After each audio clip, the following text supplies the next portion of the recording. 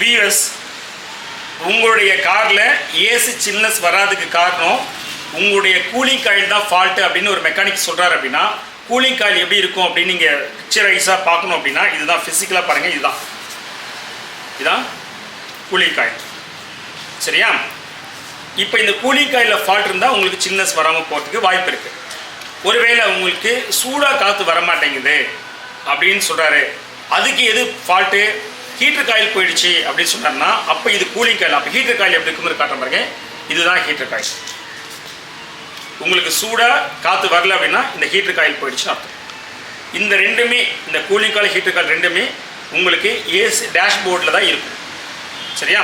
இன்னொரு விஷயம், உங்களுக்கு சில டைம் உங்கள் மெக்கானிக்கு சார் உங்களுடைய ஏசி கம்ப்ரஸரு அடிக்கடி கட் ஆஃப் ஆகி ஓடுறதுக்கு இல்லை கண்டினியூஸாக ஓடுறதுக்கான காரணம் தெர்மிஸ்டர் ஃபால்ட்டு அப்படின்னு சொன்னார்னா, தெர்மிஸ்டர் அப்படிங்கிறது இதுதான் தெர்மிஸ்டர். இந்த சென்சார் இதுதான் தெர்மிஸ்டர். ஸோ உங்களுக்கு தெர்மிஸ்டர்னா என்ன அப்படிங்கிறத உங்களுக்கு தெரிஞ்சுன்னு நினைக்கிறேன். சரியா? ஸோ நம்ம சேனலை இன்னும் நீங்கள் சப்ஸ்கிரைப் பண்ணாமல் ப்ளீஸ் சப்ஸ்கிரைப். தேங்க்யூ.